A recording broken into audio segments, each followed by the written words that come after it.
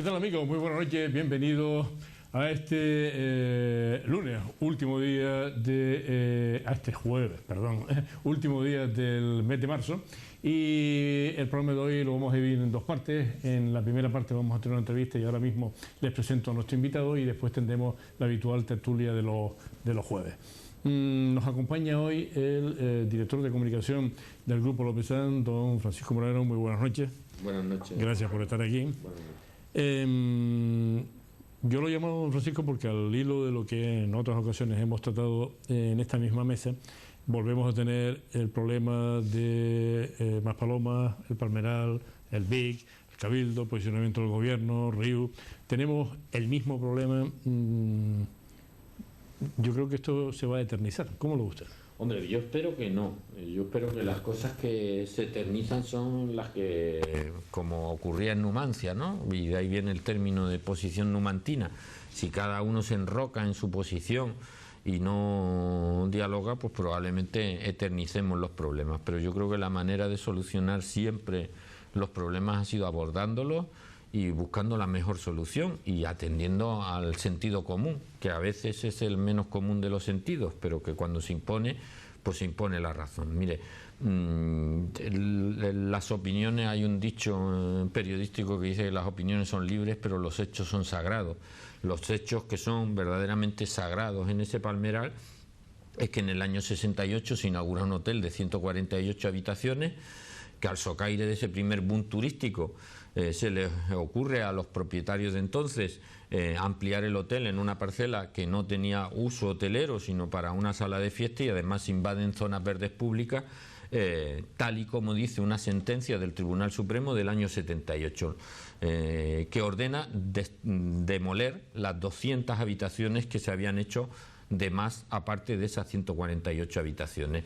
Estos son hechos incontestables, insisto, sagrados. Cualquiera que quiera va a una sentencia del Tribunal Supremo que verá cómo ordena la demolición de esas 200 habitaciones de más que se habían hecho sobre ese hotel inicial de 148 habitaciones. Lo que ocurre en aquel momento es que todo el mundo o las fuerzas políticas de entonces dijeron que era peor tirar el hotel, que era peor tirarlo que no dejarlo, a pesar del daño medioambiental que se había producido en una zona que es patrimonio de todos los Gran Canarios y que yo creo que ejemplifica como nada la postal turística de todo el destino de Gran Canaria en su conjunto. Tenemos el Teide, tenemos el Roque Nublo, tenemos los Jameos del Agua y tenemos desde luego el oasis de Maspaloma como uno de los iconos del destino turístico de Canarias. Lo que no es de recibo es que 50 años después o 36 años después de esa sentencia del Tribunal Supremo y que la Comisión Provincial de Urbanismo en el año 83 decidiera que por el interés general era mejor dejar sin tirar esas 200 habitaciones de más que se habían hecho, alguien se plantee que ya nos hemos olvidado de todo y que ahora, con mucha más sensibilidad ambiental, con mucha más necesidad de preservar los pocos espacios naturales que seguimos teniendo, pues haya quien piensa que se pueden hacer 450 donde inicialmente solo estaban permitidas 148 habitaciones. Y ese es el problema fundamental, quererse empeñar en querer construir en un palmeral, cuando yo siempre digo que con todo el suelo de mucho menos valor medioambiental, con todos esos descampados donde hay que plantar palmeras, además de hacer hoteles, que nos estemos planteando destruir palmeras en lugar de plantarlas en sitios que están descampados y que permiten y tienen la clasificación para poder construir sobre esos espacios. Yo creo que si en el año 89 fuimos capaces de tener esa misma sensibilidad para tirar un hotel, que era el Hotel Dunas, porque creíamos que en medio de las dunas no se podía construir un hotel, y sin sentencias del Supremo, sin ningún problema de licencias, etcétera, fueron capaces de ponerse de acuerdo las partes y sacar aquel suelo y colocarlo en otro sitio, que es precisamente el proyecto que ahora se quiere desarrollar encima de Pasito Blanco. Pues si hubo voluntad política en el año 89 y voluntad empresarial, yo estoy seguro que si hay diálogo habrá voluntad también para poder resolver de la misma manera esa cuestión. Pero diálogo entre quién, no se puede contentar a todo el mundo, y aquí hay autoridades políticas, esto lo voy a decir yo porque a mí me lo parece y he hablado con él también. El alcalde de San Bartolomé de Tirajana quiere contestar a una parte, a otra parte, a la derecha, a la izquierda, al blanco, al negro. Yo no creo que se trate de contentar, no se puede, claro. No? Bueno, la política a veces usted acaba de reflejar un hecho incontestable, la sentencia.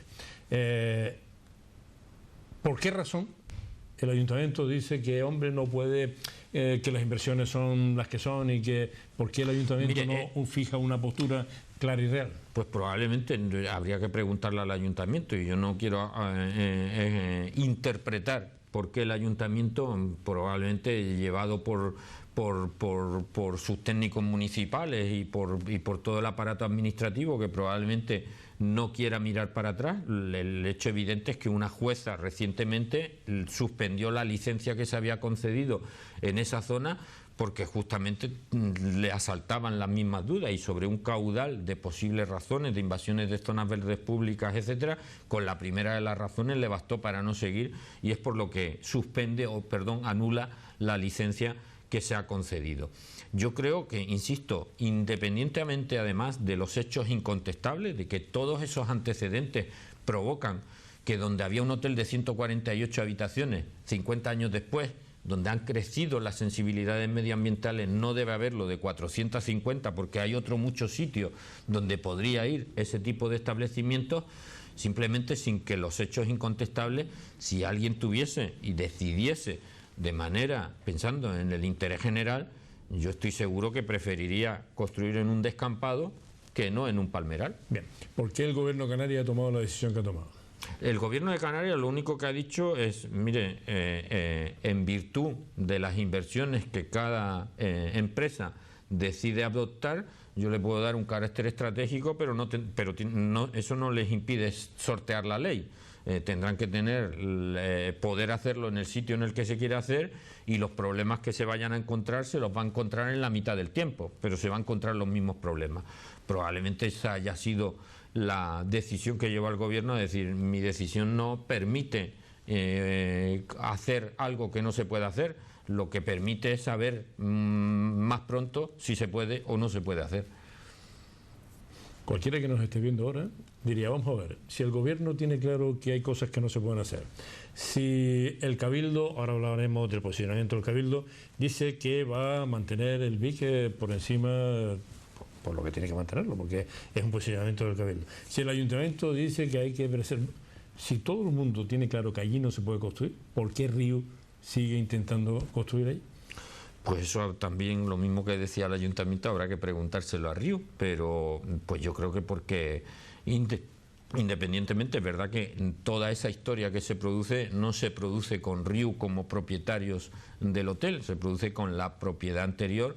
Río compra... Pero el conflicto se origina... Exacto, quiero decir, Río compra ese hotel cuando ya se han producido todos esos hechos de la sentencia del 78, del 83, y probablemente pensó, mire, yo creo que el problema aquí está en cómo se plantea sustituir ese hotel, que por otra parte está catalogado en el Docomomo como una de las construcciones turísticas más emblemáticas del desarrollo turístico, no solo canario, sino español en general, etcétera. Pero yo creo que probablemente yo he vivido 5 años en Mallorca, y eso me permitió conocer en Mallorca cuáles son los símbolos de los mallorquines y los que ellos...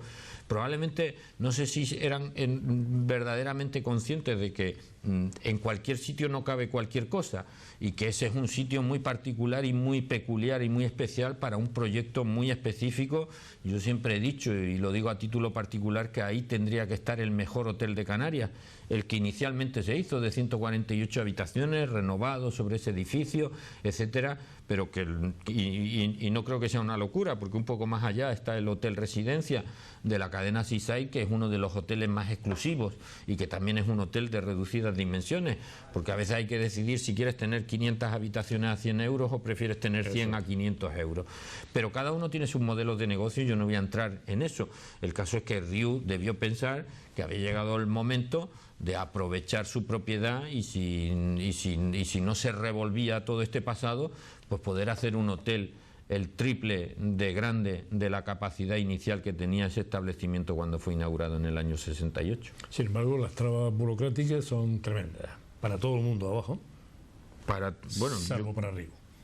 hombre, vamos a ver, ya nos gustaría a nosotros tener las facilidades para poder hacer en un descampado lo que otros pueden hacer en medio de un palmeral. Claro, porque ustedes tienen algunas trabas para que la gente lo sepa, bajando hacia Maspalomas y teniendo el faro de frente, a la derecha es el descampado. En los descampados. Que aquello es una zona que han regenerado fundamentalmente toda su empresa y los acuerdos que ha tenido su empresa con diferentes otras empresas.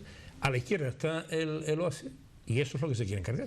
No, y a veces cuando oigo, por ejemplo, a la representante jurídica de la cadena Riu decir que esto está a 50 metros, una cosa de la otra, siempre pongo el mismo ejemplo. Nadie discute construir un rascacielos en el Midtown de Nueva York, pero a nadie se le ocurriría hacerlo en Central Park. Y yo creo que nuestro Central Park de toda esa zona es justamente el palmeral.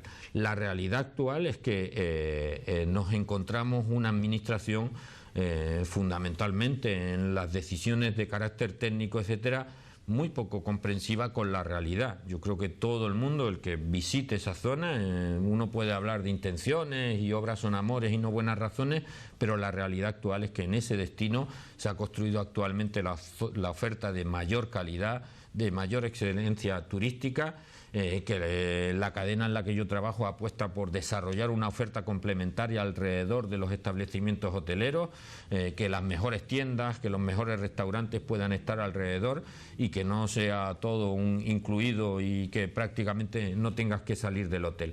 Hombre, pues eso sería conveniente que las administraciones municipales, etcétera, ajustándose estrictamente a la legalidad, pero entendiendo la legalidad como tiene que ser, que es aplicando las leyes de manera justa y sabiendo a qué se ajusta el derecho en cada zona, pues que no nos encontremos con discrepancias que son absolutamente irreales.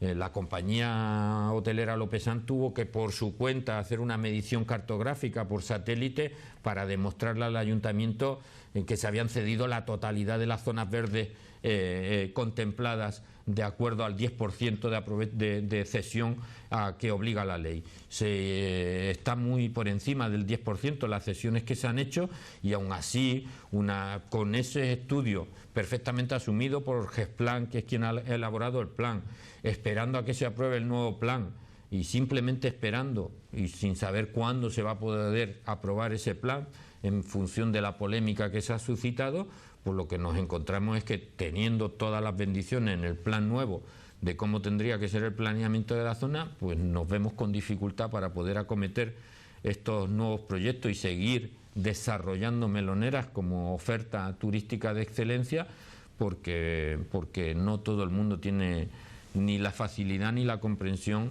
ni la intención de poder facilitar estos proyectos que sacarían a mucha gente del paro mientras se está haciendo y tendrían a mucha gente empleada cuando ya estuvieran hechos. Luego hay que mirar a quien hay que mirar. No se puede contentar a todo el mundo. Si ahora mismo el alcalde... Yo es que con Marco Aurelio he hablado en numerosísimas ocasiones de este tema y las veces en que he hablado de este tema con él, todo se reduce a que la explicación que te da no hay forma de entenderla, porque es una cosa sí, pero no, no, pero sí. Ahí ahora mismo hay un funcionariado que da la impresión de que las instituciones son los que mandan, pasa en otras instituciones, en el Cabildo, en el Ayuntamiento de Las Palmas de Gran Canaria, que por las razones que uno puede imaginar, pero no decir, tienen, digamos, pretenden apoyar a determinadas empresas. Yo hablo de Río y hablo también de Santana Cazorla. Si esto no sale para ti, tampoco sale esto ni lo otro, porque al final es eso. Oiga, es que yo tengo todo en regla. Usted acaba de decir que se acaban de gastar ustedes una cantidad importante de dinero para cartografiar toda la zona y decirle al ayuntamiento, esto está bien hecho, y así todo, no. Mire, ¿por qué no? Porque hay otra situación pendiente. Yo creo, normalmente hoy en día no hay un político que suscriba una decisión de carácter administrativa si no viene respaldada por un informe técnico, porque a veces entendemos que la corrupción es algo atribuible solamente al poder político. Yo no dudo de la voluntad del alcalde, porque me la ha expresado personalmente y porque él sabe personalmente que no hay un solo metro cuadrado que Lopezán le tenga que dar al ayuntamiento en la zona de Meloneras. Otra cosa es arreglar situaciones puntuales, pero se encuentra con porque los funcionarios no los ponen los alcaldes de turno, y en función de eso yo no voy a ir más allá de algo que puedo suponer, pero que no lo voy a convertir en una acusación porque no tengo ni las pruebas ni la certeza. Lo que tengo es la convicción de que hay gente en el paro, y no quiero que esto suene a demagógico, pero se lo digo sinceramente, y a nosotros nos frustra mucho no poder desarrollar y completar el diseño y la idea que se tenía de esa zona de Meloneras. Hace mucho tiempo, piense que en el año 2001 se inaugura el Costa Meloneras, en el año 2004 se inaugura el Villa del Conde y en el año 2009 se inaugura el Baobab. Usted verá ahí un crecimiento más o menos vegetativo, o sea, un crecimiento de aproximadamente cada 4 o 5 años la apertura de un nuevo establecimiento. Estamos en 2016 y lo único que seguimos es teniendo proyectos encima de la mesa. Ya hubiésemos debido inaugurar un nuevo establecimiento el pasado año o este año, y sin embargo pasarán por lo menos 2 años hasta que podamos, si empezáramos mañana, que no es el caso, hasta que pudiéramos. A mí no me gustaría pensar que esta pueda ser la década perdida por este tipo de discusiones, que si además existen, lo que hay es que tener la valentía de querer resolverlas, porque nosotros no tenemos por parte del ayuntamiento, lo que tenemos es muchas sentencias. Cada vez que el ayuntamiento, a través de un informe técnico, nos ha dicho que no tenemos razón, pues hemos recurrido a la vía judicial. Y en la vía judicial, en el 90 o en el 100% de los casos, nos han dicho que teníamos razón. Podría venir cargado de papeles y ponerle encima de la mesa una sentencia tras otra, en la cual los jueces nos terminan dando la razón que no nos quisieron dar algunos de los técnicos municipales. Hombre, a mí me gustaría que cuando de verdad alguien cree que tiene una razón, que va en contra de la razón que tienes enfrente, pues que se puedan exponer y que te puedan demandar la documentación necesaria para poder resolver los problemas. Yo creo que el ayuntamiento es el primer interesado en que, y más en un momento como el actual, con un destino turístico en el cual tenemos un problema para atender la demanda de turistas que quieren venir a Canarias en función de los problemas que se han producido en otros destinos turísticos, que en este momento arrimáramos el hombro todos y dijéramos, oye, ¿cómo vamos a resolver el problema que yo creo que tienes? Pero no decir, le doy a la pelota para adelante y que pase el tiempo sin que tú puedas hacer absolutamente nada.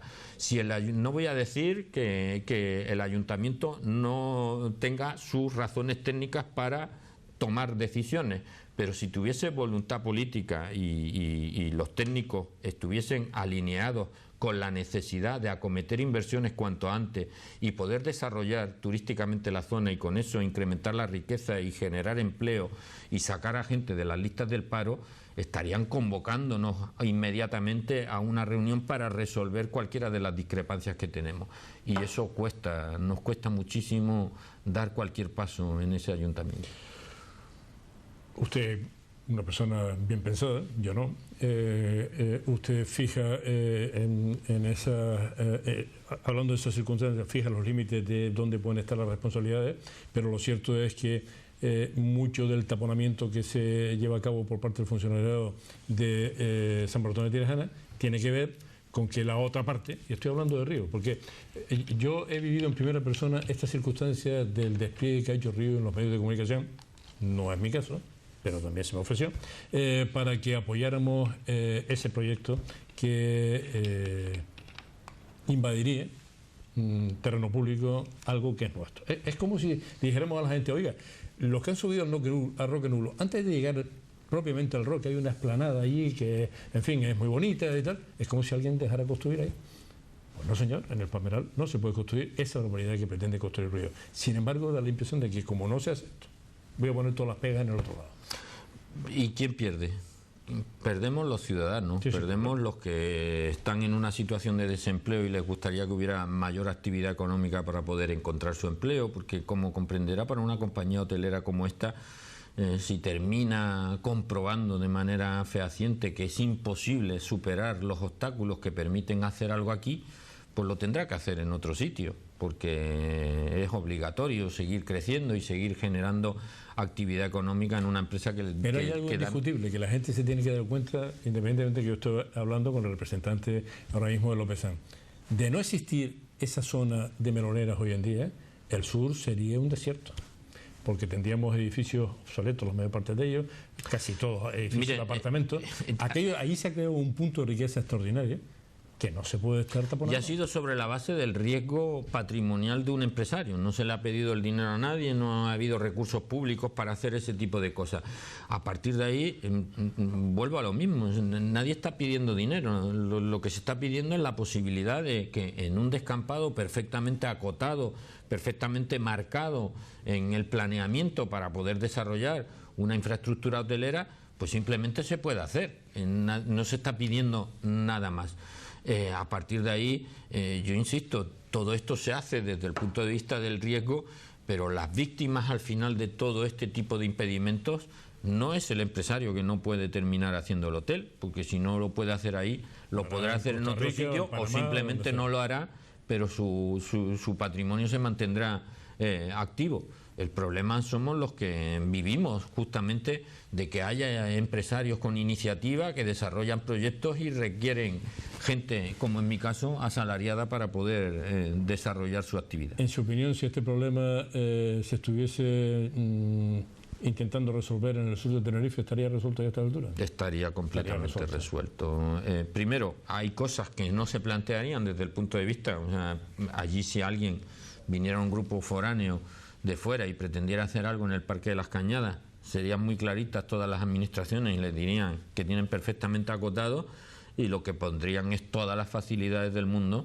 para poderlo hacer donde se puede hacer y donde genera. Tenga usted en cuenta que en este momento Tenerife recibe 1,5 millones de turistas más que la isla de Gran Canaria anualmente. Y hay quien dice que no podemos crecer demasiado porque nuestra capacidad de carga, porque las infraestructuras y tal. Yo no creo que los hospitales de Tenerife estén más llenos que los hospitales de Gran Canaria o que tengan peor servicio que los hospitales de Gran Canaria. No creo que las carreteras en Tenerife estén más saturadas que las carreteras en Gran Canaria. Prácticamente la calidad de los servicios públicos es exactamente la misma en Gran Canaria que en Tenerife.